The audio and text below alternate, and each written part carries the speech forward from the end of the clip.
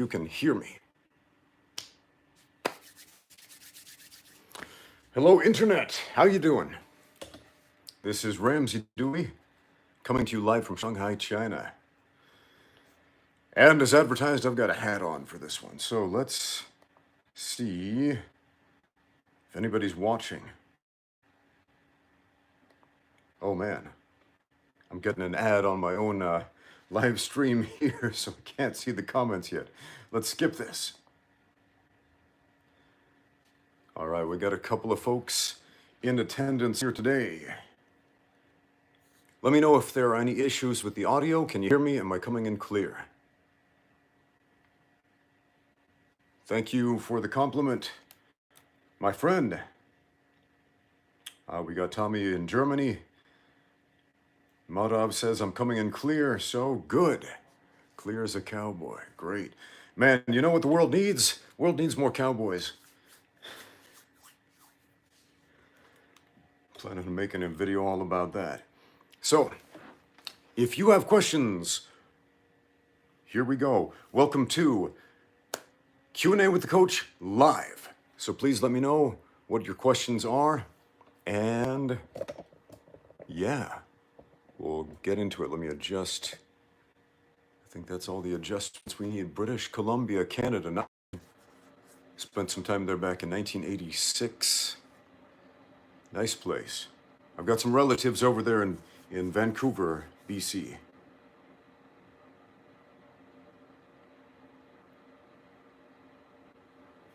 All right.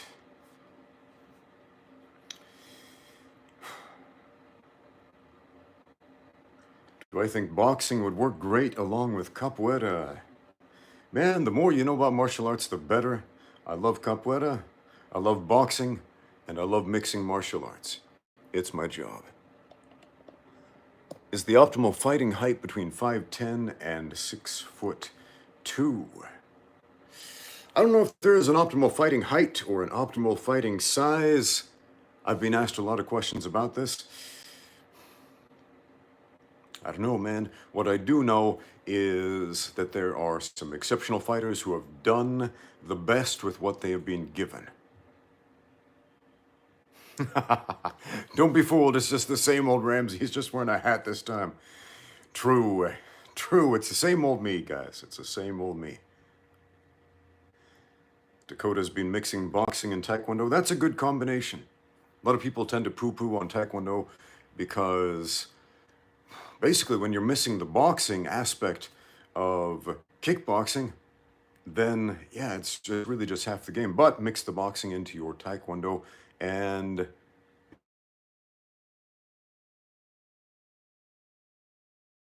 yeah. All right. What are the questions do we have today? If there's any lag on your end, once again, I'm coming to you live from Shanghai, China, from behind the Great Firewall of China. That's a real thing. So, probably not the best internet connection.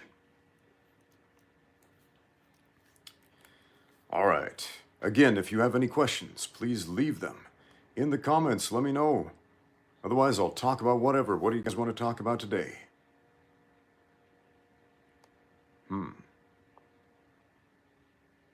How are tattoos viewed in China? Oh, that's an interesting question. There are a lot more people with tattoos in China than there used to be. It's really common to see tattooed people, especially women. Like tattoos are kind of like a trendy thing for women to get on their calves. I've noticed that. That really wasn't the case like 12 years ago, but it's sort of becoming trendy and mainstream. At the same time, it's something you don't see on television. So, and you'll also see this in Korea as well. Like fighters with tattoos are often not shown on television or asked to cover up. So they have some pretty strict standards for what you're able to show on television. And yeah, sometimes tattoos are not allowed. There's a fighter, a Chinese fighter friend I know, he's got a big chest tattoo. And it's kind of funny because in the promotional materials for this fight, they edited out the tattoo. But in the fight, they didn't make him cover up. But yeah, as far as what you are publicly allowed to show on television, and so on. You don't always see tattoos, but in public you will see it. Again, it's like the hip, trendy soccer mom thing to do, weirdly. Did I always have this voice? No, when I was a child, I had a childlike squeaky voice, and as I grew up, my voice began to mature, and man, if you sound the same way in your 40s as you do as a child, or in your 20s, or in your 30s, then that's kind of weird. That's unusual.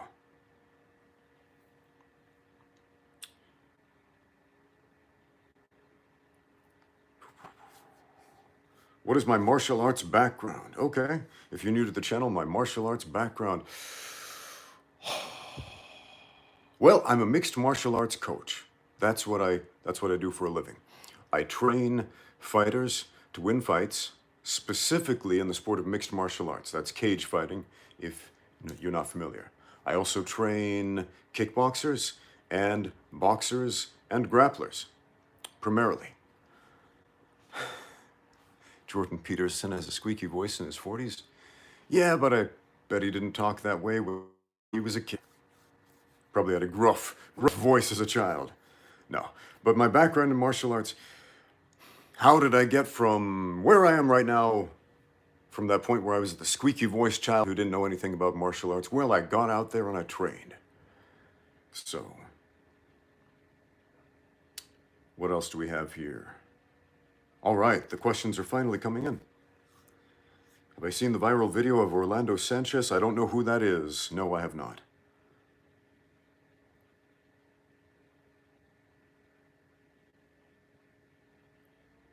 Madhav wants to know what's the political situation between India and China. It seems like some people in India hate people in China, and he wants to know if there's like a national attitude about that.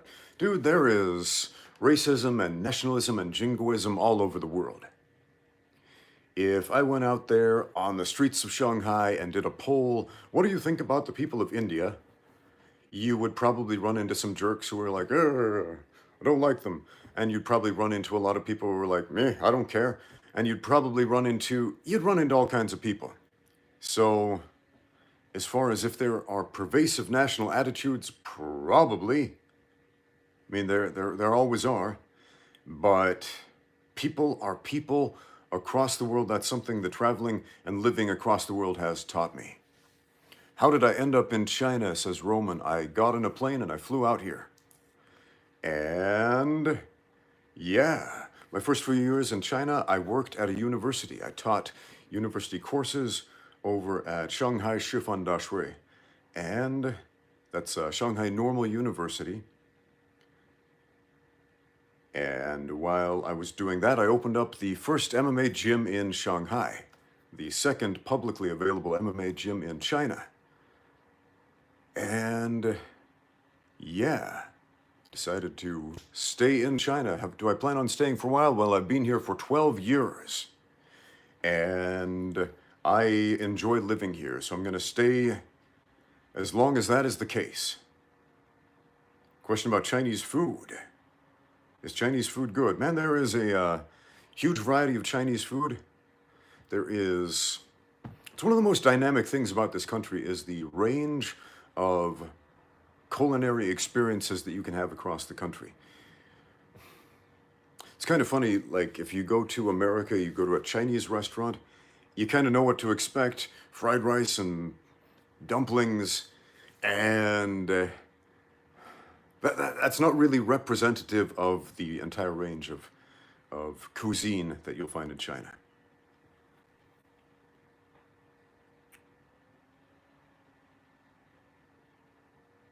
All right. Did I train martial arts while I was in college? Yes, I did. I absolutely did. My university had a number of martial arts clubs, and I joined all of them that I had time for. Spent a lot of time training in college, actually. Maybe too much time, at the cost of some of my grades, to be honest. Have I traveled to Brazil? No, I've never been to Brazil. I lived in Argentina for several years.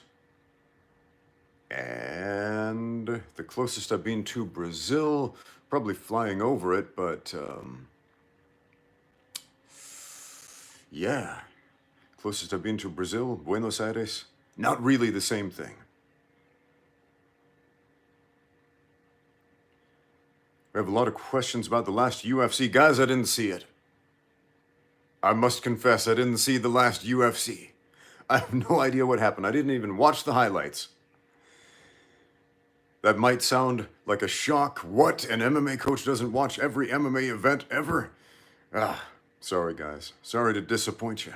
So I have no thoughts on the last UFC. Do I know Kunlun Show Kung Fu? Okay. Kunlun, Praying Mantis Kung Fu. I do not, but I know a guy who does.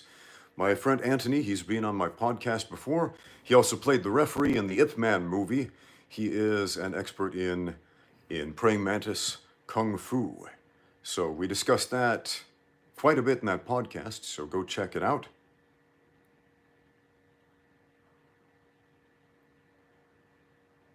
How long have I coached the sport of MMA?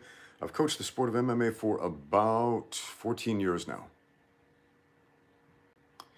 And prior to that, I coached other martial arts.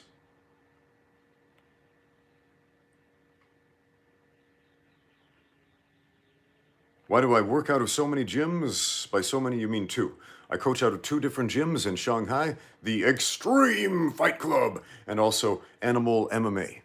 So, two gyms. Why do I coach there? Because I want to.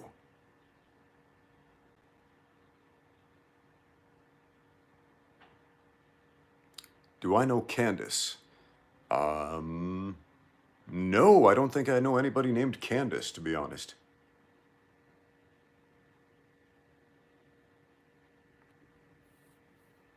How do I feel about the 1FC card system where they have a mixed bag of pure Muay Thai grappling along with MMA? It's fun. Kind of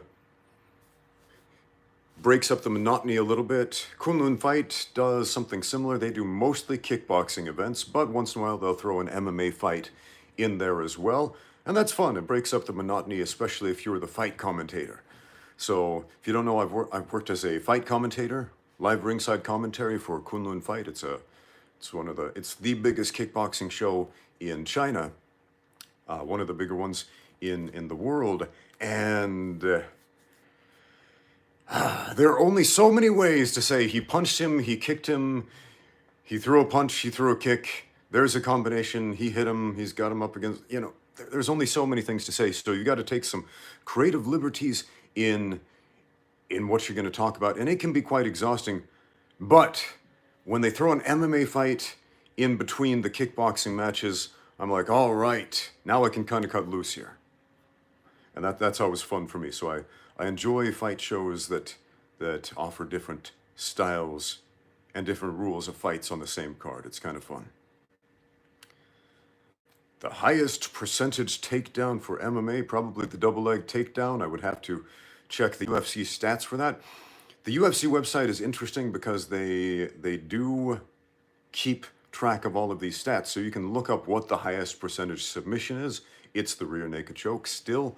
You can look up individual fighters' stats, like how many takedowns has this guy finished, how many takedowns has this guy stopped, etc. And it's quite interesting. I was looking up some stats the other day, just comparing numbers on what are the real highest percentage things versus what people think they are.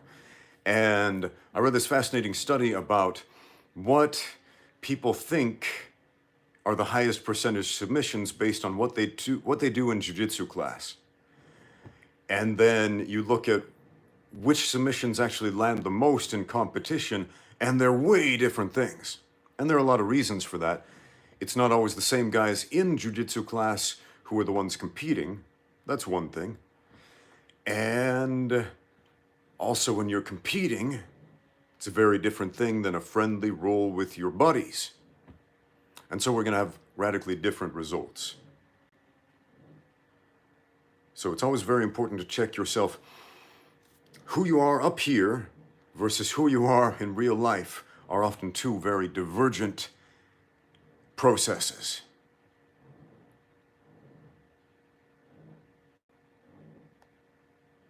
Hold on, I saw a question I thought was interesting.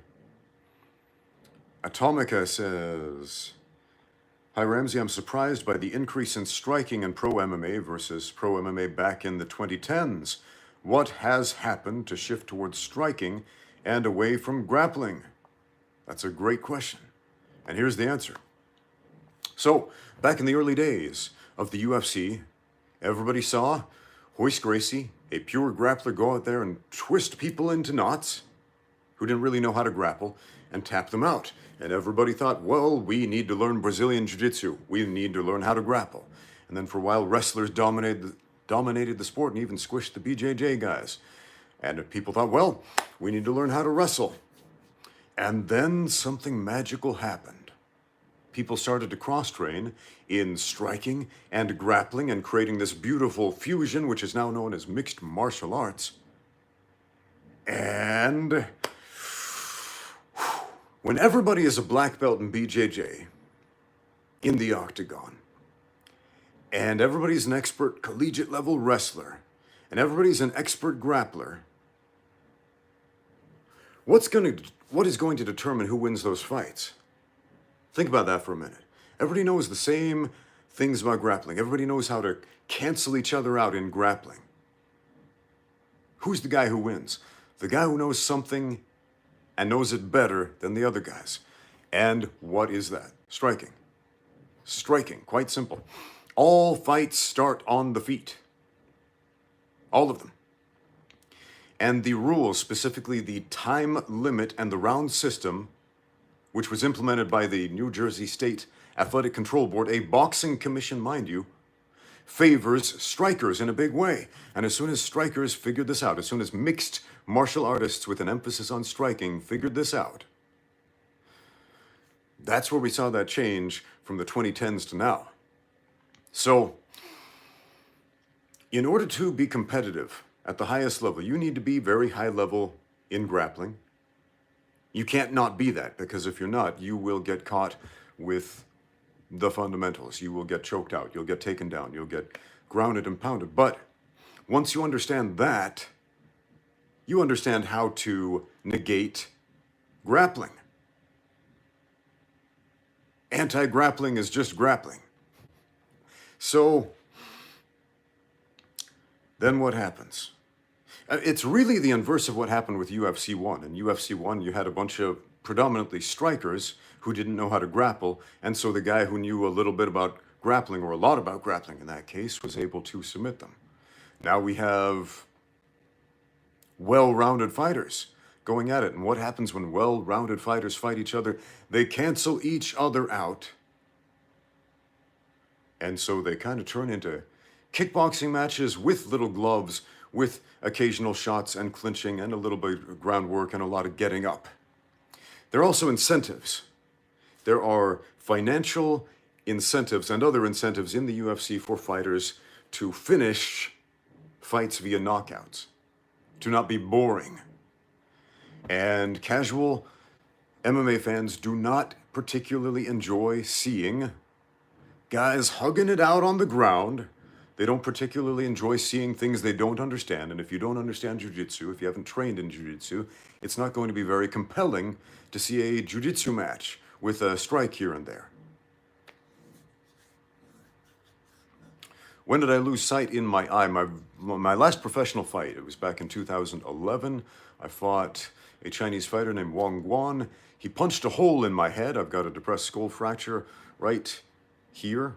It's about that big. And you'll notice that coincides with this eye. And so I ended up with a big black floater in one eye, so I still have my peripheral vision, which is why I'm still able to spar, because peripheral vision is what allows you to see motion, which is what you should be focusing on anyway.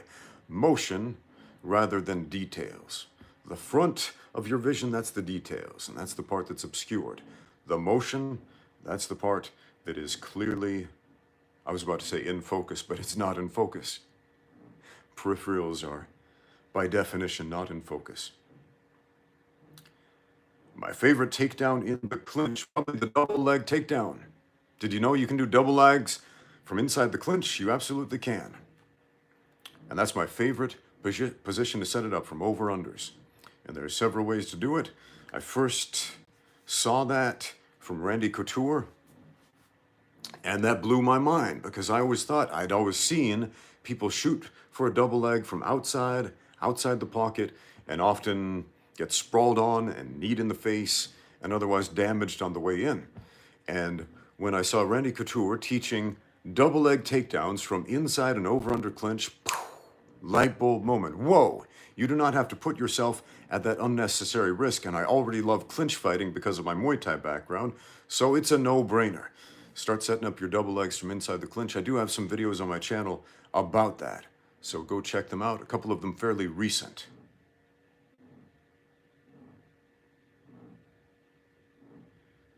Oh man, hold on, we got a question about self-defense here, I think. Weston89 says, do you ever get paranoid because of all your training?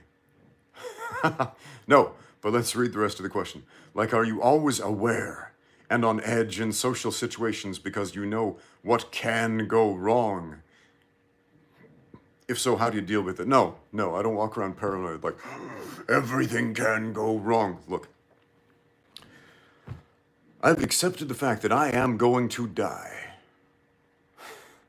I am going to die. I'm a mortal man, and I'm at peace with that.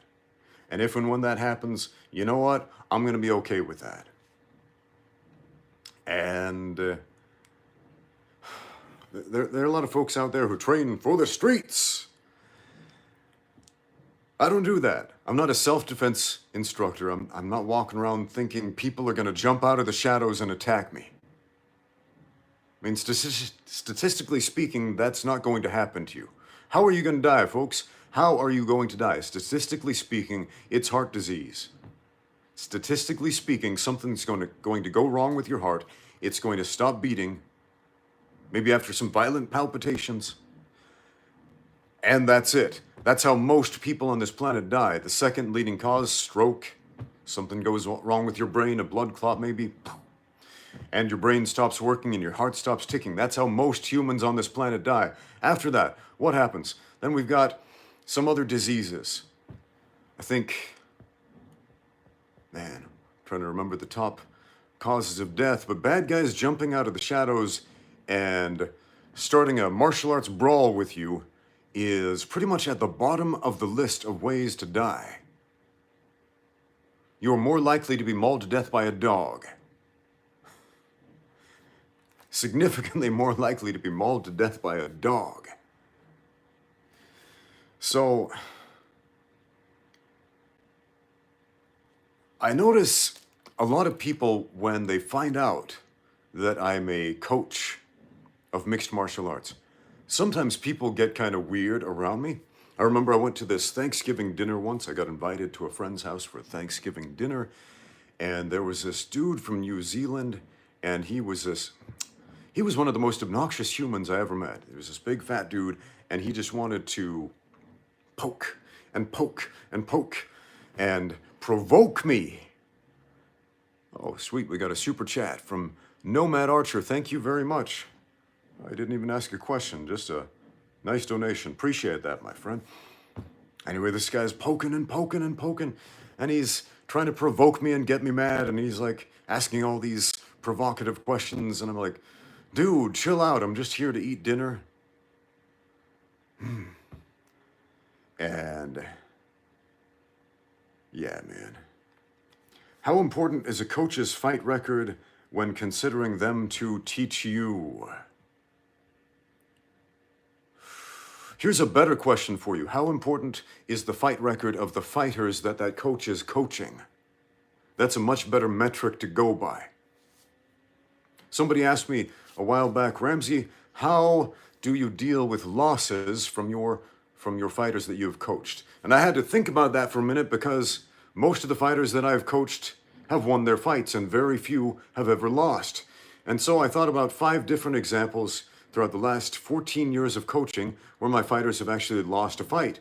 And I was like, dang, I didn't realize it was that few. Maybe there's a method to my madness after all. So, again, it's nice as an advertisement for the casuals to say, yes, this coach is a world champion, blah, blah, blah, blah, blah, with all of these accolades.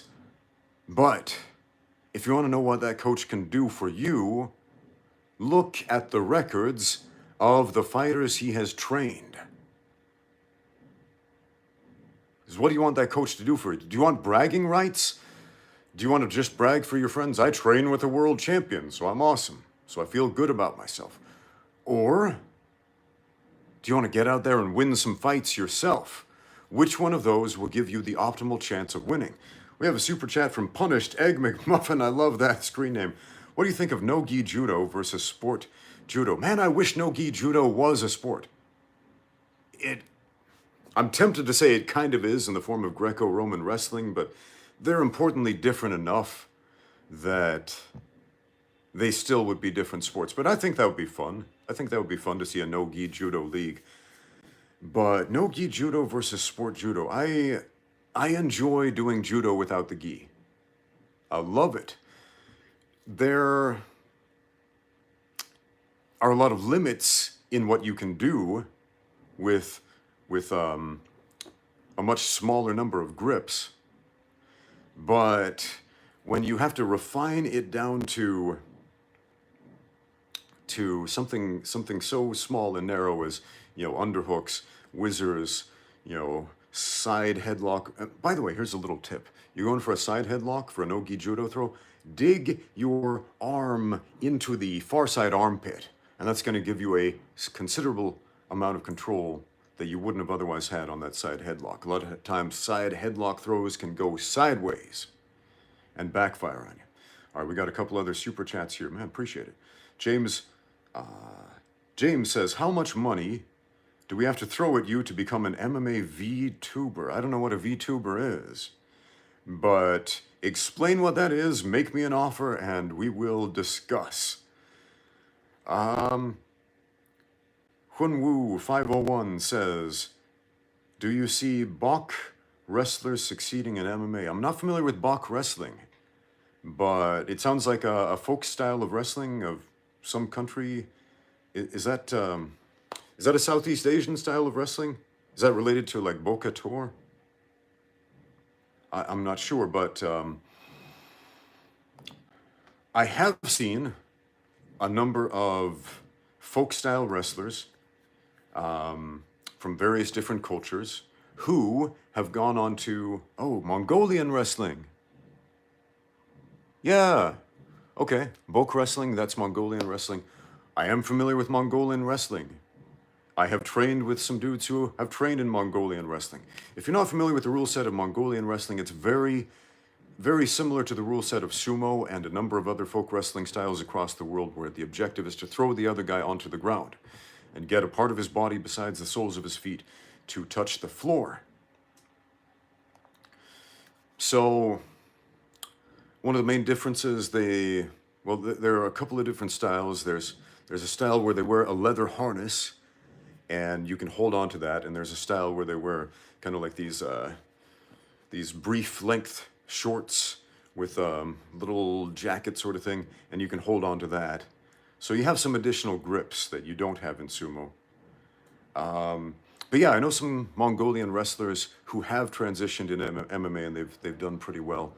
In fact, there were a couple of Chinese fighters who ended up fighting in the UFC. I'm blanking on the name. Was it Zheng Tietuan? No. Dude, I'm blanking on the guy's name. My friend Marcus fought him once. He had a background in Mongolian wrestling. Not a great stint in the UFC, but again, that was in the early days of Chinese MMA. So, I would honestly expect to see great things coming out of Mongolia if mixed martial arts ever becomes popular there. All right, we got a super chat from Great Ubermensch who says, fellow coach here, awesome. I'm a boxing coach. In your experience, is there any way to instill or train a fighting spirit? How? Man, that is such a great question. I did a podcast with my friend Andrew, and I clipped out a 40-minute segment of that podcast in a video titled Killer Instinct. So if you look up Ramsey Dewey and Killer Instinct, You'll find a video where we discuss that topic at length. And I think one of the big problems, and I'll summarize a bit of that video for you, one of the big problems boxers fall into is they spar too hard too soon. And they end up developing PTSD. And they end up becoming unwilling to engage, and they don't seem to have that fighting spirit, if you will. Or you see new guys who never really had it in the first place, and you feel like, man, how do I train these guys? And there's this common myth that either you have it or you don't. And you have to be some sort of special brand of psychopath to go out there and become a good boxer. And you don't. You need to become acclimated to it. There's an excellent book by Dave Grossman called On Killing, which is a study in essentially killology, the science of killing in the history of military wars, conflicts, etc. And Dave Grossman discusses the process of conditioning soldiers to kill, because traditionally, throughout most of the wars of human history, soldiers have had a really hard time killing each other. We're just really reluctant to be violent to other humans. But you can take steps, baby steps in that direction, to condition people to do so. We've got a super chat from James, who says, a VTuber is a virtual YouTuber. It's the term for an AJ online content creator who uses a virtually generated avatar while streaming. Huh.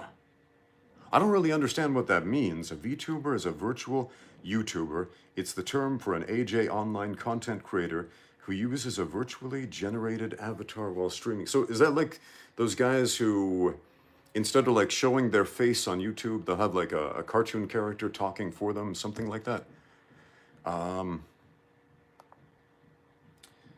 Mighty Jim Bob OZ, I missed your super chat. I'm sorry, my friend. Let's see if I can back up and find it. If not, please let me know in the comments again what that was. I thought I got them all.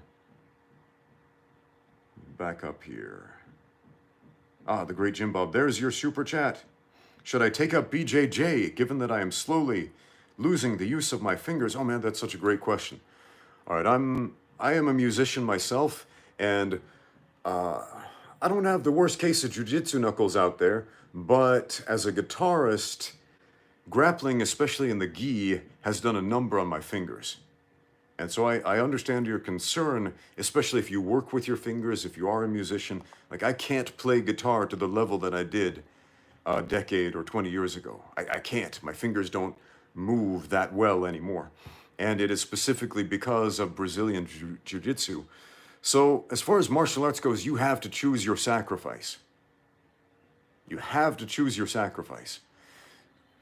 And at this point in my life, I've essentially chosen my sacrifice. I'm not going to be a rock star, not a lead guitarist at this point in my life, but I do want to continue to pursue excellence in Brazilian jiu-jitsu. So, man, Mighty Jim Bob, I hope... Oh, you've got Crest Syndrome. Mighty Jim Bob says, I have Crest Syndrome. My fingertips are actually dying. Okay, if it's that bad, if Brazilian Jiu-Jitsu is hurting your fingers that badly, which sounds like it may make it impossible to continue. Maybe.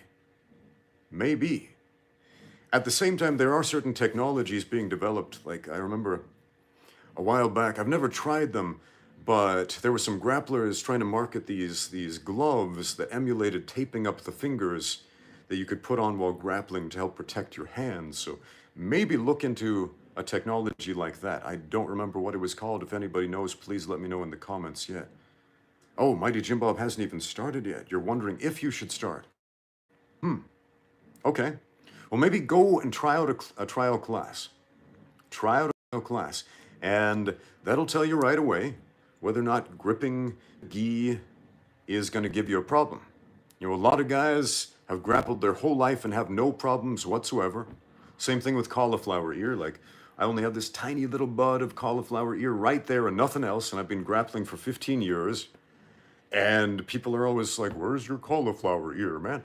And I see this a lot as well. I've got a number of friends who are, high-level black belts in Brazilian Jiu-Jitsu, no cauliflower ear, and people are always calling them out.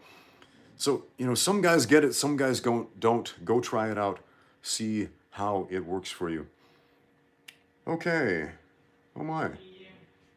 Let's address the elephant in the room right here. Dan the Wolf Man is on the chat, and he says, you name called and then insulted. The next morning, instead of replying back when mutually discussing or agreeing to talk on someone's podcast, strange. Dan, I spoke to Dan for the first time yesterday. He left some angry messages on my videos challenging me to a fight, saying in no uncertain terms he's better than me, and a bunch of other antagonistic crap. This is my first interaction with this man online. I had no clue who he was. And then he's demanding to be a guest on my podcast. I'm thinking, who is this guy? He's sounding like a crazy person. But I gave him the benefit of a doubt. And I looked him up, and my good friend Jordan Chow, who you may have seen on some of my videos in the past, actually vouched for the guy and said his grappling is legitimate. And so I thought, you know what? I'm going to go and give him a chance and see what's up with this guy. So I look him up a little bit, and I realize this guy has a lot in common with me. He's got a crappy fight record on SureDog, just like me, that is not representational of his skill. He is the same age as me, although he called himself an old man. Dan, you're not old. You're not old. You may have given up, but you're not old. And then I go to his channel to see what's up. I'm expecting to see catch wrestling videos, something like that. And instead, it's a bunch of tirades saying angry things about myself and Icy Mike and Rokas. It's like this crazy love triangle nonsense. Anyway, so Dan, here's my message to you. No, I don't want to have you on my podcast. And that's it. James, once again, says a virtual YouTuber is... Okay, we skipped that. Hold on, I think I missed a super chat while I was pontificating about Dan, and that's all I'm going to say about the man.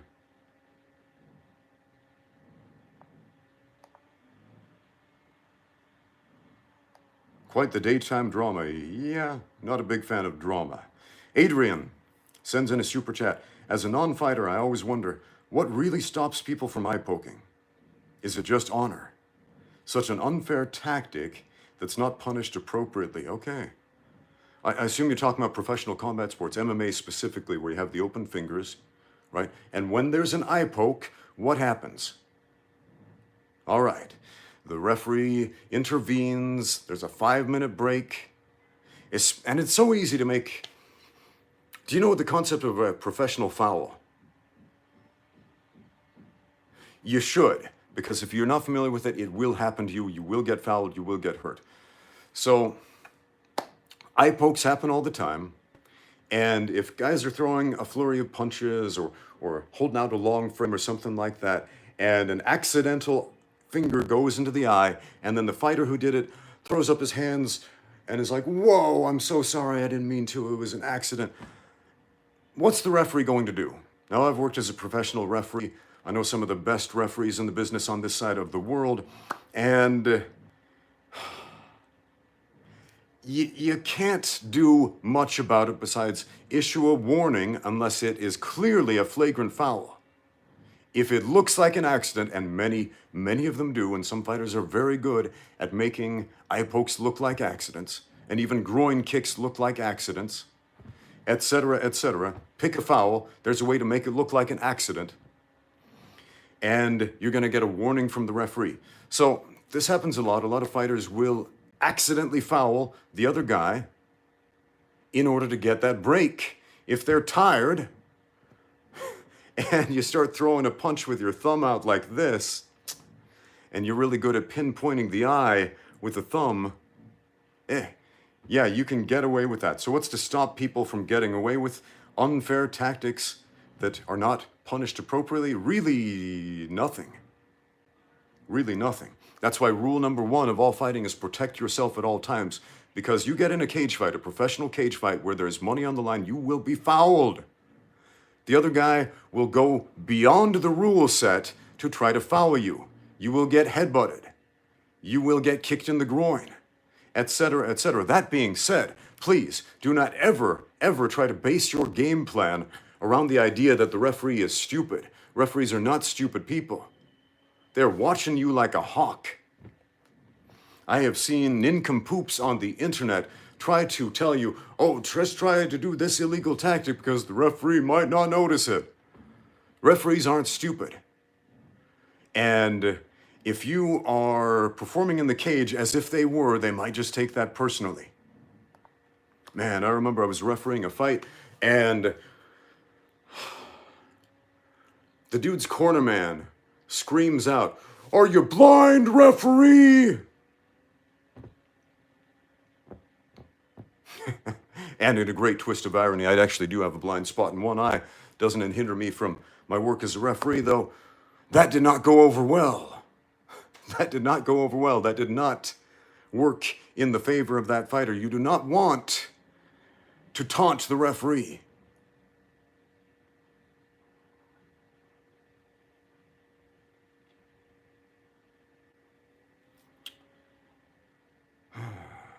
What else do we have here? Is kickboxing, BJJ, or wrestling the best for a first martial art for a newbie getting into the cage? Now that's a very different thing than are they the best as a first martial art? Huh.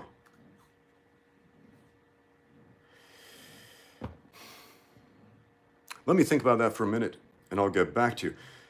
James asks another question. He sends in another super chat. Serious question. I understand the not stopping the fight at a break, but did the ref let Hill take too many unanswered shots after? You talking about Corey Hill? Which Hill are we talking about? That's not an uncommon surname in fighting. Jamal Hill. Okay, that fight I did not see. Are we talking about the last UFC? As I said at the beginning of this conversation, I didn't see the last UFC event. I'm not going to be able to answer any of your questions about it. But why do referees stop fights? In theory, a referee is supposed to stop a fight when one fighter is unable to intelligently defend himself. So if, and this is what referees are instructed to look for, if a fighter is making an attempt to improve his position, even if he's in a bad position, say he's mounted, for example, and the guy on top is throwing punches, but the guy on the bottom is making a significant effort to improve his position, considering he is not taking direct and repeated damage. For example, if he's just getting clocked in the jaw like 5 times in a row, that's a good cue to stop the fight. But if he's making a concerted effort to intelligently defend himself, and that's open to interpretation a little bit, the referee lets the fight continue. Now, if he just drops his arms down to the side and is not doing anything and is just eating the shots, it's a different thing. There was a fight between, a women's fight. Kaylin Schwartz versus Hansen was the last name. Can't remember the woman's first name. But Schwartz versus Hansen. And Schwartz did this beautiful suplex, got into a side ride position, and just started teeing off on her opponent. Locked her up almost to a crucifix position, but not quite. And oh man, it was brutal. It was a brutal, bloody beatdown. It was kind of disgusting. And a lot of people who saw this said, oh, that referee should have stopped the fight like 10 seconds ago. Maybe. Now, I don't disagree with those assessments. At the same time, I do understand what the referee was looking at, because the way referees are instructed. If the bottom fighter is making a concerted effort to improve their position, the referee does have the liberty to allow it to continue. So Hansen on the bottom was fighting tooth and nail to get out, to improve her position, to get up. She's trying to Granby roll. She's trying to sit out. She's trying to do everything. It's not working. Hindsight is 20/20. It really is.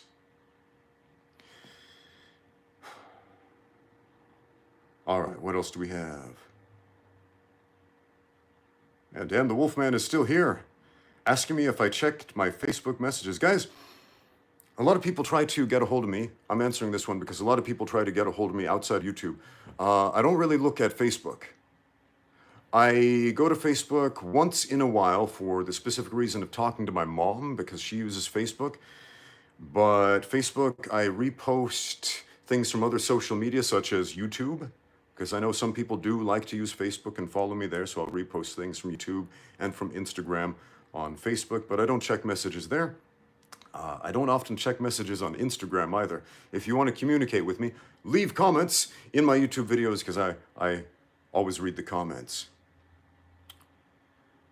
Okay, and that's the last bit of attention I'm going to give to Dan, the Slander Man.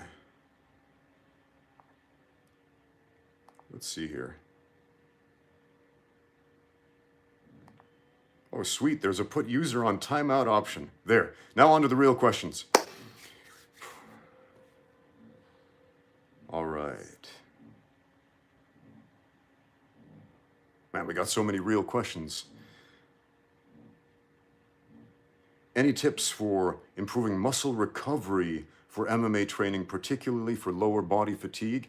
Get out there and walk on the regular. After a hard training session, especially the day after, especially like in your legs. We always talk about the day after leg day in particular.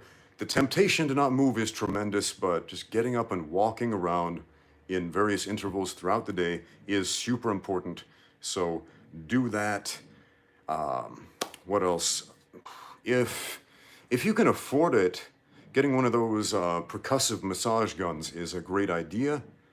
I got an upcoming review about another one of those, which, you know, I'm particularly excited about, the Nordic lifting brand percussive massage one. That's a really nice one.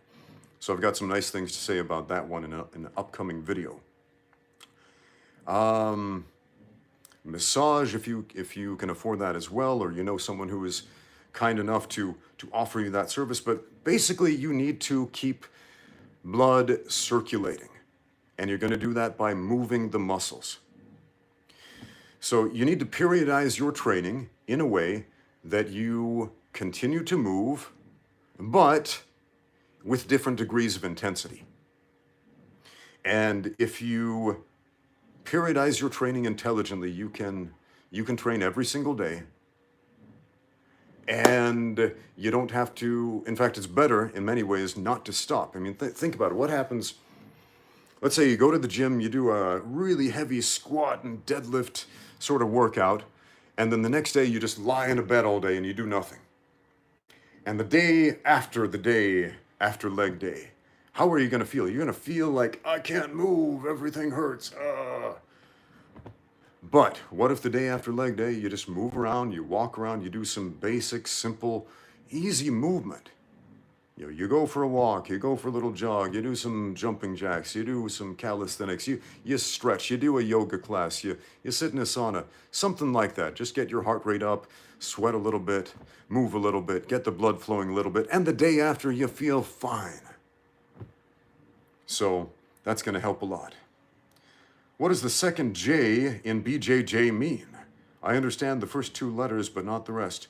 Brazilian Jiu-Jitsu. Ju is the Japanese word for yielding, as in the yielding force or yielding art. It is sometimes mistranslated as gentle. There's nothing gentle about Jiu-Jitsu. It's a yielding force. Jutsu is a Japanese word for art. Not arts and crafts, but art as in the fact of being good at something. So it is being good at mastering the yielding force. What is a yielding force? There are essentially three types of forces in combat. There's the hard force where we push strength against strength, see who's stronger. There's the weak force where we relent, the relenting force, if you will, where somebody pushes and we go back and they don't know how strong we are. And there's the yielding force where somebody pushes and we yield to it and we deflect and we use that power against them, right? And all three of those qualities of power have a place in fighting. And all three of those qualities of power also have a place in jiu-jitsu as well. But it is the mastery of the yielding force that is true mastery of jiu-jitsu. So Brazilian jiu-jitsu, that's three words. One in English and two in Japanese. Which is kind of funny because I'm a big fan of pick a language and stick to it. And so when I hear people, they're speaking English otherwise, like, yes, I was watching this grappling match and then this guy catches the other guy in the ashigarami and I'm like,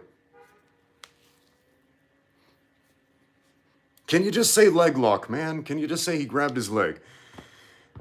And then he did the sankaku jime. Just say triangle choke. We're speaking English, not Japanese. Maybe it's a throwback to, all that Taekwondo and Kyokushin and Shotokan training where we had to say very specific words in Korean and Japanese, but not other words. It's just kind of aggravating. Why do we have to count 10 in Korean, but we say everything else in English? Why do we have to say the names of the kicks in Korean, but we say everything else in English?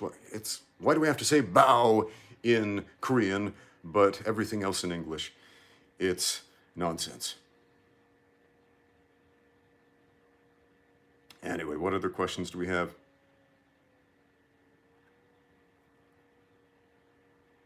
Have I been challenged by a traditional kung fu guy at my gym? Yeah, I have. I had a guy who was a student of a fairly popular kung fu instructor. He came to my gym and he was a young guy and he was really fit and he wanted to spar with me and there was nothing malicious behind it, but he wanted to spar full contact. He wanted to see what I was all about and I agreed to him and we got in the boxing ring and we sparred and we went about 2 rounds and it was a pretty fun sparring session, to be honest. I mean, the guy was young, he was about half my age, he was very athletic, very raw in many regards, not too experienced with combat sports, but it was a fun sparring session and we filmed it and he went back and he showed it to his instructor and his instructor was like, man, that's pretty good, awesome. And they learned a lot from it and then he came back to my gym and he told me my instructor told me this and this and this and gave me some notes and we compared notes and it was a really productive training session.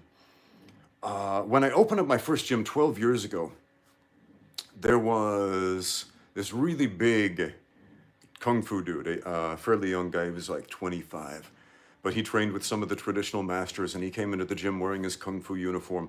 And we were doing a fight night, just like an open, anybody who wants to fight can get in the cage and fight. And he wanted to do it. And so he got in the cage with a guy who was a professional fighter. And, I saw the kung fu guy warming up and he wasn't that good. He was doing some forms. Like he was a form practitioner. He did Taolu, that was about it. And I said to my friend who's the pro fighter, I'm like, so you're not really gonna beat this guy up, are you? And he's like, oh, I'll carry him. We'll have fun. So they got in there and they, my friend throws some body shots at the guy and lets him work a little bit. They have fun, but eventually the kung fu guy bows out and he's like, okay, I've had enough. And I loved that because he gave him a face-saving exit. It was a very different thing than what Xu Xiaodong was doing many years later.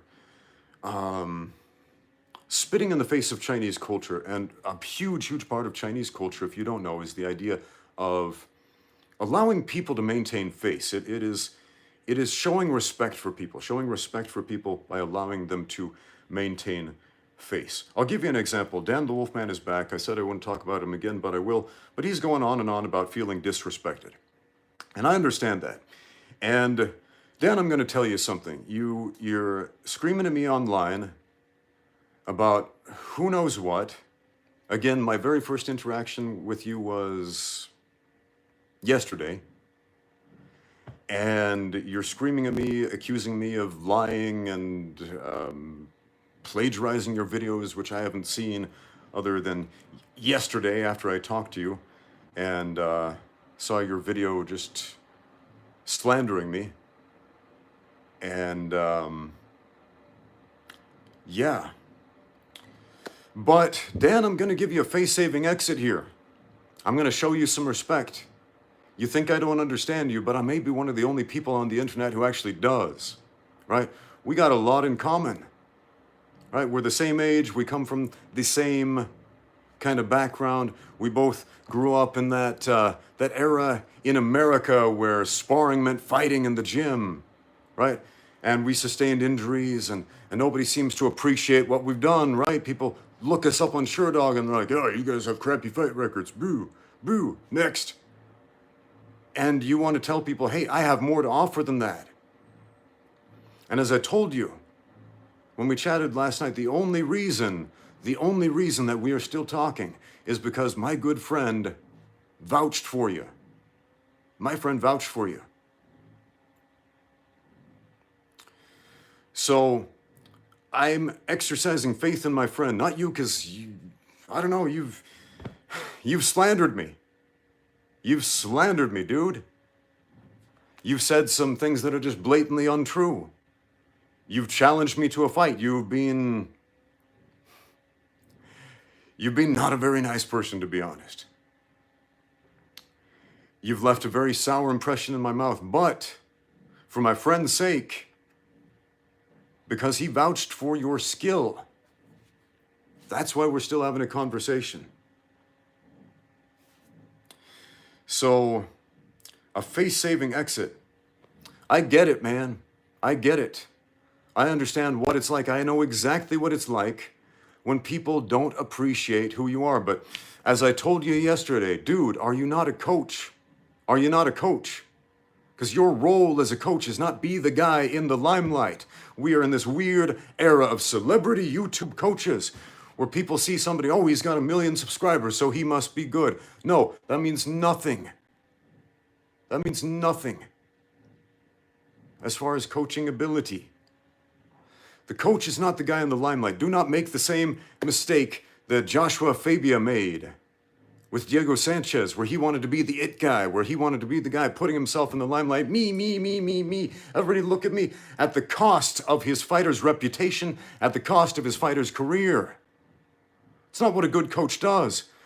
Think of the best fighters in the world. Who are their coaches? Most of them you don't know. I mean, there are a couple of celebrity coaches out there, like Faraz Zahabi, because he's got a popular YouTube channel, and he's a reputable coach who's coached guys like George St. Pierre. Okay, yeah, but he's kind of the outlier. Then there's Greg Jackson, right? He's probably the other celebrity coach people know. Why? Because he's got a social media presence, and because he's coached this very long who's who list of UFC fighters. So people started thinking, hey, well, this guy and this guy and this guy and this guy all won UFC titles. Who are they training with? Wait, they're all training with the same guy. That guy must be doing something right. But again, that's the rare exception. Name any UFC fighter out there. Go. I mean, somebody named that fighter Hill you were asking me about earlier. I didn't see his fight. I have no idea who his coach is. I mean, think about Khabib. Khabib was very famous. Who was his coach? Most of you have no idea. Most of you have no clue who his coach was. Jamal Hill. Who's Jamal Hill's coach? Who's Nate Diaz's coach? You don't know. Most of you don't know. A few of you who maybe follow him very, very closely know, but most of you don't know who the coaches are. Why? Because that's not a coach's role, to be in the limelight. We're the behind-the-scenes guys. We're the guys whose job it is to facilitate fighters winning fights. We are not there to get the glory. We are not the ones in the ring. We're not the guys taking the belts home. We're not the guys living with the damage for the rest of our lives because of the consequences of those fights. So man up, Coach Wolfman. Man up and accept that responsibility as a coach if that is what you want. And if it is not what you want, shut up, sit down, and learn your place. Now, on with the questions. We got a super chat from Jay who says, can you explain to Dan that you're already in a heated back and forth rivalry with Icy Mike and have no room for new rivals? That question's hilarious. Everybody needs a nemesis, right? Okay, for those of you who just heard that, I don't really have a heated back and forth rivalry with Icy Mike.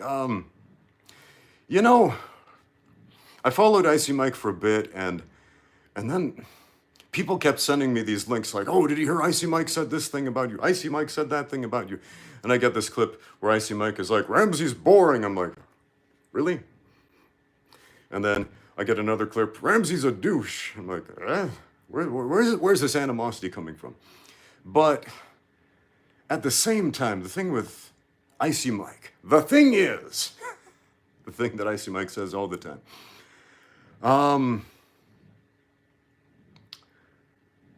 he, in that regard, is not pretentious. And in that regard, I can still respect him because he does not pretend to be somebody who he is not. But at the same time,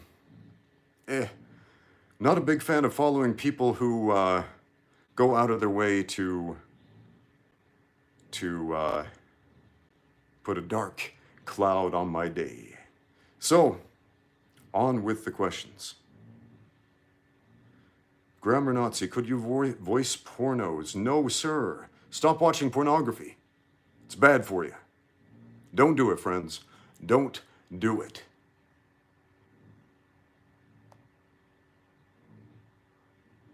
Can you knock someone out with the Stockton slap? Probably. I actually like using the Stockton slap. Essentially, it's a check hook with the palm of your hand. I use it a lot in sparring. And one of the reasons I use it in sparring instead of an actual check hook is because it's easier to control the power when using an MMA glove, but you can make it hurt quite badly. You can use the heel of your palm and you could knock somebody out with it, like right on the jaw there. But it's a fun technique. It's a fun technique. How do I see myself in 20 years? That's a fascinating question. Is this a job interview? I don't know why that's such a common question in job interviews. You apply for a job at McDonald's to flip burgers, and they're like, where do you see yourself in the next 20 years? And you're like, I'm a kid, man. I'm like 16 years old. Leave me alone. I'm gonna flip burgers. That's not an appropriate question. But, man, I don't know if I'm gonna live that long, to be honest. Every day is a gift. Every day is a gift. Sufficient to the day is the evil thereof, my friends. Sufficient to the day is the evil thereof.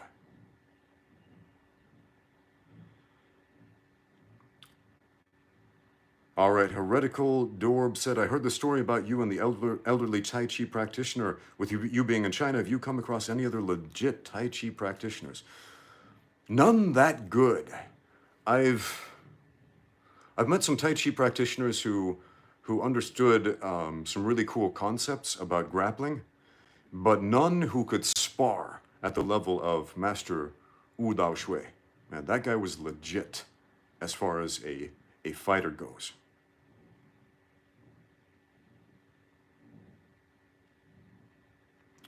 Can a strength and conditioning coach build a good working relationship with the fighter's skill coach to get the best results for the fighter? Yes, and they should. A coaching team, in my opinion, should work together closely. What ends up happening a lot of the time, though, is that fighters will often end up training at different gyms for different aspects with different coaches who never cross-train with each other or never compare notes with each other. And I mean, it would be great if all the coaches were in the same building, and in some cases it is, but more often than not, you have fighters who, you know, they spend their day traveling between gyms and between coaches, and often strength and conditioning ends up being thrown out the window because they end up going to all these classes where the warm-up is a bunch of calisthenics and they're too exhausted to do any quality strength and conditioning on top of that. So the coaches definitely should compare notes to find out what the fighter is doing and what additional work is actually going to benefit them. Because if you don't have that, you don't have an optimal degree of training.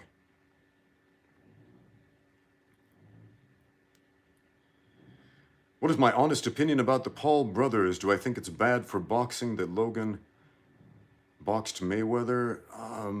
Nope, don't think it's bad for boxing. I don't know much about the Paul brothers. YouTube has never recommended their channels for me. And I don't know much about them. I only saw a few highlight clips from that fight. I didn't watch the fight. It didn't really call to me, but yeah, I don't think the fight was bad for boxing in any way, shape, or form. It was an exhibition, I think, and it was advertised as an exhibition. And when people saw an exhibition and they saw two guys not killing each other in there, they were like, oh, I feel robbed. And it was the same thing with Tyson's last fight, Mike Tyson's last fight. That was also billed as an exhibition, and the public saw an exhibition, and they were upset that they didn't see fireworks. Maybe what boxing needs to do when they advertise these celebrity exhibitions is also advertise what an exhibition actually is, and that way people will not walk away disappointed. It's sort of like boxing clickbait, if you will. Clickbait is a term that gets thrown around and used wrong on the internet all the time. It's the idea of advertising one thing and then giving people something else. But if you advertise an exhibition, give people an exhibition, that's not clickbait, but not everybody knows the difference. Oh, wow, we have a generous donation from Juan's Lab. And a super chat, he says, do you think any martial art will work against untrained attackers in a real situation?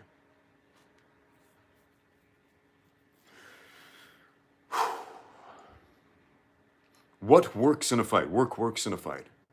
You put in the work, you get the result. Will any martial art work against untrained attackers in a real situation? There are many real situations where real martial artists used martial arts to defend themselves. And to say that hasn't happened would be disingenuous. But there are many real situations that martial arts training simply will not or cannot train you for or prepare you for. So, what are probably the most valuable things you can take away from martial arts for the potential of a untrained attacker attacking you?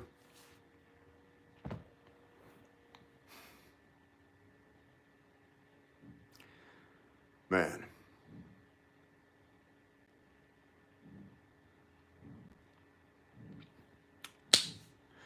Probably the fact that martial arts gives you a knowledge of your own mortality and your own weakness, if you're honest about it.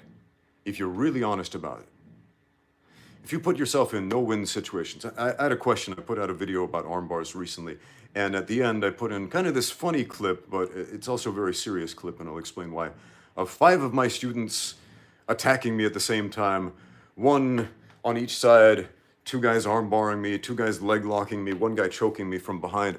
And this is actually a drill I learned from Russian Sambo fighters. You put yourself in a no-win scenario, a situation where it's impossible to win. The submissions are already on. There's 5 guys on you, like drawing and quartering you. And unless you are superhuman, you're not going to get out of there. So why do you train a no-win scenario? Why? Because,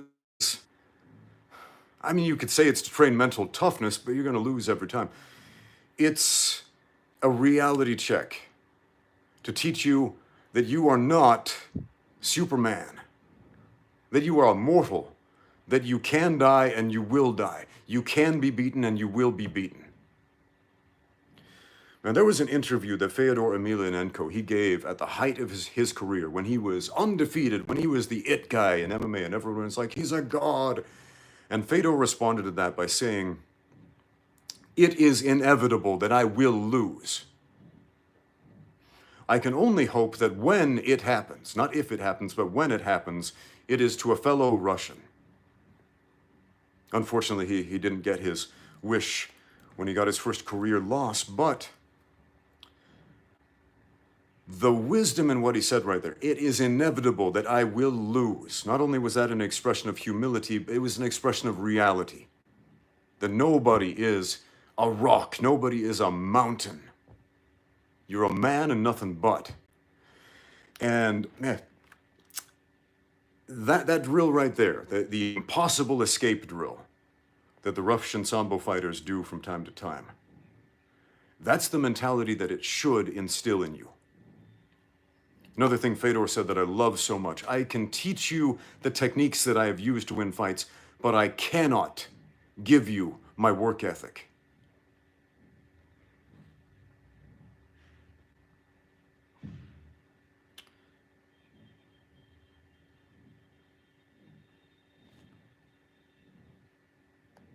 All right. Dan the Wolfman asking an actual question. I appreciate it. Have I felt legit Bagua, Bagua Zhang? It's a Chinese martial art for those of you who are not familiar. What is the biggest skill of internal type MMA or sensitivity that you have felt and from whom? As far as Bagua Zhang, I've met a few different practitioners of Bagua Zhang of different skill levels, and the best one was a guy who cross-trained in other martial arts systems and cross-trained in combat sports and competed in Muay Thai and trained in mixed martial arts and jiu-jitsu and all this stuff. But the Bagua principles are really interesting, and I do use them from time to time. And as far as sensitivity, a lot of the sensitivity of Bagua Zhang is simply stay connected to the other guy, which is really great if you have bad eyesight. Because if you can feel where the other guy is, you can grapple blind. You can fight blind if you can feel where the other guy is. So the most basic movement in Bagua Zhang is a cross frame. Let's say you're both the same stance. Right? You're both orthodox. You got your left in the lead. So you put your left hand out there and you cross it against his left hand. And you put tension there. There's pressure there. And you walk around him and you give him pressure and you feel his pressure. And you put yourself in this position off the center where you're not going to take a direct hit. And if he is trying to turn on the spot to get you, there's a boxing term for you, that means turning like this as opposed to pivoting at an angle, right? You will feel it coming, not see it coming, but feel it coming, and then be able to respond appropriately. Now, yeah, it's similar to the concepts of, sensitivity in Wing Chun. It's just different angles, different execution, but similar ideology. It always makes me laugh when I get like a Bagua guy and a Wing Chun guy in the same room and they start arguing. Like, it's hilarious. It's like, you guys are basically saying the same thing, but you're saying our way is better. No, our way is better. But they're basically saying the same thing. And, it's fun to train with those guys, especially if you already know how to fight. If you already know how to fight, you can take principles like that and integrate them into your fight game and make it better. So appreciate the question. As far as internal martial arts, this is one of those terms I think gets thrown around in some really dangerous ways. When people say internal martial arts, it often conjures up images of people throwing chi balls and magical Hadouken fireballs and no-touch knockouts and nonsense like that. And I think what is really meant by that, because I don't hear anybody here in China saying internal martial arts. I've never heard that expression over here. But I think what is meant by that is essentially more akin to the yielding force of jiu-jitsu. Like we talked before about the three types of force. The hard force, where we have force against force pushing, like arm wrestling basically. Who's stronger wins. We have the weak force or the relenting force, where you give way and don't show the other guy your strength. And then you have the yielding force, where you deflect that power and use it and weaponize it, right? So I think when people say internal martial arts, they're talking more about an intelligent application of the yielding force, if you will. Has nothing to do with magic. It's like if you watch any really small guy beat up a big guy, generally it's because he understands some concepts about intelligent fighting that the big guy doesn't know. So I suppose you could call that internal martial arts. All right, next question. They're trying to get Muay Thai in the Olympics. You've said that it would be a bad thing, and I agree with you. Well, that's not a question, it's a statement, but yeah, man, if you want to see your combat sport in its original form, as an honest expression of combat, keep it out of the Olympics.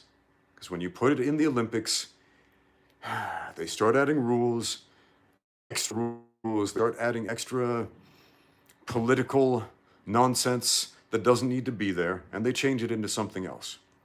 So if you put Muay Thai in the Olympics, it would probably turn into Taekwondo with leg kicks, probably.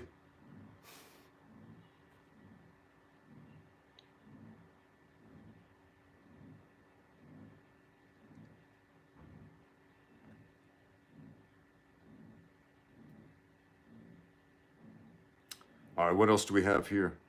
I'd like you to make a vid on triangles on larger opponents. Man, that's a great topic. Triangle chokes on larger opponents, very difficult for especially smaller people.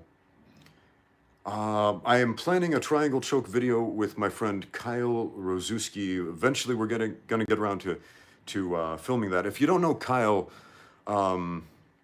he has won more professional MMA fights via triangle choke than anyone on the planet except for two individuals, that being Jeremy Horn, because Jeremy Horn has more fights than most humans on the planet, and has won fights via more submissions than most people, and so by sense a lot of triangle chokes.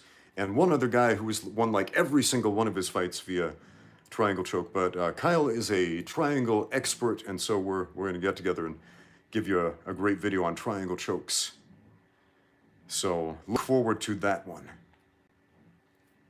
We're also going to do another podcast here soon. All right, what else do we have? Yeah, exactly. Like DD says, like when they took leg attacks out of judo in the Olympics. I don't know what year it was, but if you watch old videos of judo, like judo in the 80s, man, judo in the 80s was cool.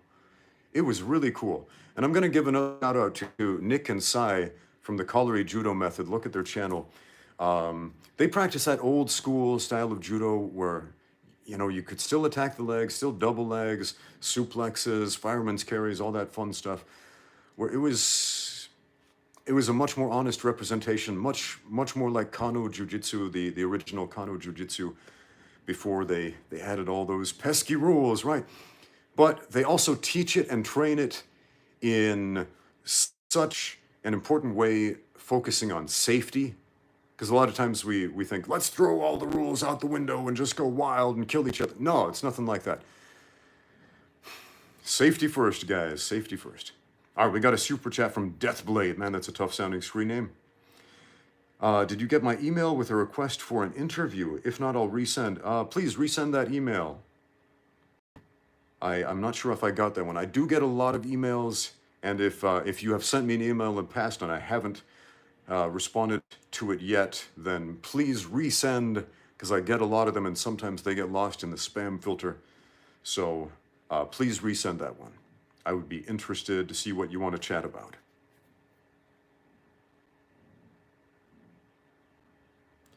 Oh, yeah, man. Andre, again, not a question, but a comment. Andre says, I already get annoyed enough with the IBJJF rule set at times. I can't even imagine how much the Olympics would add. Granted, I take part of the dark side leg locks of BJJ a lot more than most. Yeah.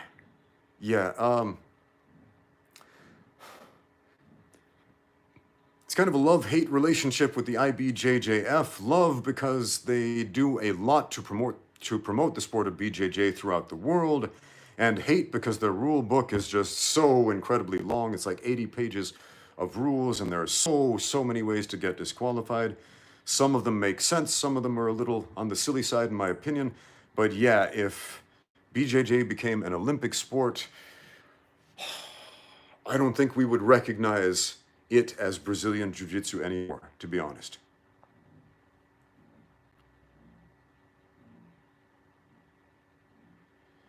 Kaju Kenbo, have I experienced this martial art? Yes, I do have some friends who are Kaju Kenbo practitioners.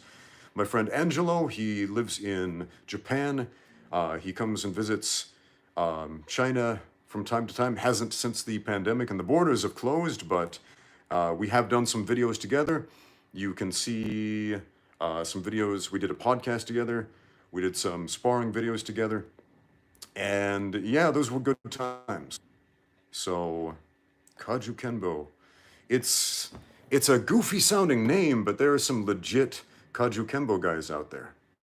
And I'm sure there are Kaju Kenbo McDojos like every other martial art as well, but it is kind of funny. Like, sometimes the goofier a martial arts name, it sounds like it wouldn't be a legit thing. Like Kaju Kenbo is like a amalgam of karate, judo, kendo, or not kendo, kempo, and boxing, bo for boxing. It's kind of a stupid sounding name, but there are some very legitimate guys who come from that system.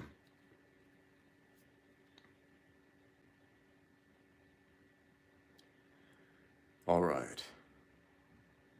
If I could change anything about MMA, what would I change and why?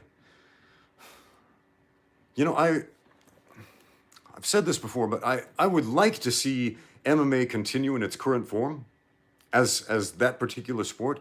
But at the same time, I would love to see an MMA league with the original UFC rules and the original UFC like 8 to 16 man tournament or 32 man tournament in that tournament format. I'd love to see that happen today, but with modern mixed martial artists. With more steroids. Nah, not more steroids. Just modern mixed martial artists, like guys who know the game. Like UFC 1 was fun, but at the same time it was a one-eyed man in the land of the blind. One guy who knew how to grapple really well against a bunch of guys who didn't. And what if we had a bunch of well-rounded modern mixed martial artists compete under UFC 1 rules? I think that would be really fascinating, and it would answer a lot of questions.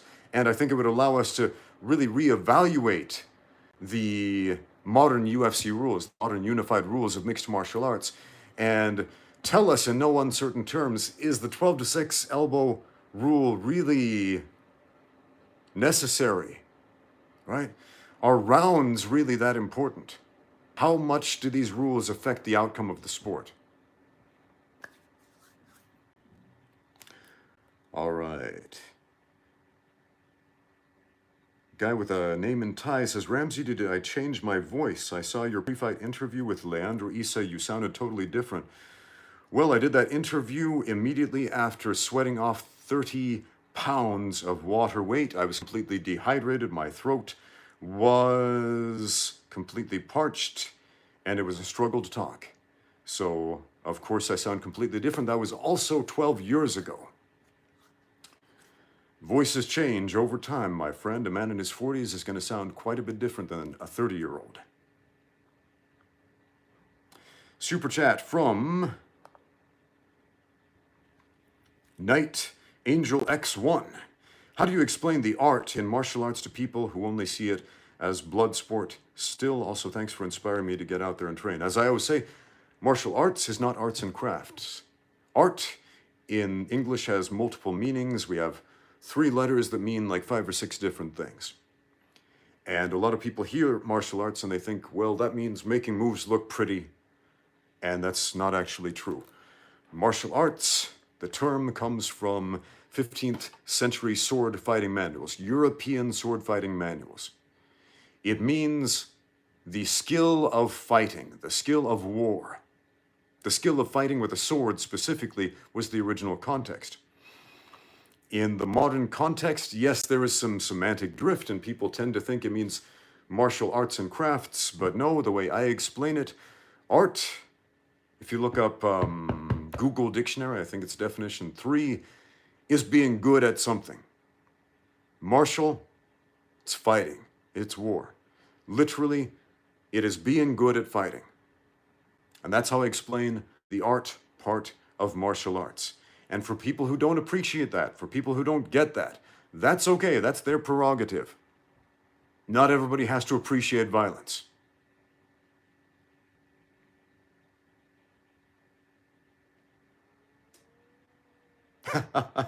Jojo FF says, can I pretend that I can solve clinical depression with a hearty pep talk for about 30 seconds or more? K, thanks. Well, I suppose I could. Man, my mother suffered from clinical depression and spent a lot of her waking hours depressed. And I remember as a younger man, as a child, I felt depressed all the time. And I felt like, man, this must be hereditary. And I spent much of my childhood and much of my early adulthood being absolutely depressed all the time. And one day, I moved away from home, went to college, and I was walking out there in the sunshine, just walking out in the sunshine by myself. And I just remember feeling happy for the first time in a very long time. And I was like, whoa, this is amazing. I want to feel like this all the time. And I started living my life differently. If you live your life the same way all the time, you're going to get the same results all the time. You're going to feel the same way all the time. If you do something different, and in this case, it was getting out there and walking in the sun, which is something I don't think I really did much before that. But that was life-changing for me. And yeah, I'm looking very Australian with this American cowboy hat. All right, cool. Great to know that Australians dress like American cowboys. Anyway, I hope that helps. Change up your routine a little bit. Don't do the same thing over and over again and expect to feel differently. Change something about your life. Don't have to change everything, and you won't change everything all at once, but change a little bit. It's like with diet. Like we all know, if you're a morbidly obese person, if you're a prime candidate for heart attack, it's probably because you eat a crappy diet. And you're probably thinking to yourself, well, I know I should cut out the junk food and the crap out of my diet, but I don't want to. It's too hard. It's too much of a shock to my system. Change a little bit. Change a little bit at a time. Maybe instead of drinking that extra soda, drink a glass of water instead, until that becomes a habit. Then pick one other little thing, and then change that other little thing. Then pick one other little thing. Again, establish habits. I'm going to tell you a story about my wife. My wife, after having 2 children, struggled with her weight, and she was feeling pretty depressed about that, and she was like, oh, I turned into a blob. No, she didn't, but, she put on some weight, and she wasn't very happy about it. And she gave up on the idea of me training her because she didn't like the way that I trained her, and she was like, I'm going to train myself. And so she wrote out some goals, wrote them out on pieces of paper, put them up on the wall where she could see them, like drink this much water every day, do this much exercise every day, do this, do that, do the other, right? So these cards were up on the wall for months. And then one day, one by one, these cards started disappearing. And then I asked her, what happened to your cards? What happened to your goals? And she said, they're not my goals anymore. They're my habits now. So through her own personal initiative, she changed her life around. And that's the only person's initiative that is going to change you. Not mine, not that other guy's, but yours. You're the only one who is going to change the way you feel, the way you look, the way you perform. Yeah, wise woman, true. True, and you can be a wise person too. You can. We tell ourselves it's hard. It's impossible to make a radical transformation from here to here. It is incredibly easy to make small changes. Because that's how habits are formed, good or bad. We make small changes toward the positive, or we make small changes toward the negative. So, all right, guys, I'm going to have to check out here. Got to go spend some time with my kids. They're about to come home from school. So, thank you for all your questions. If you have other questions you want me to make future videos of, please leave them in the comments down below. Thank you for watching. Now get out there and train.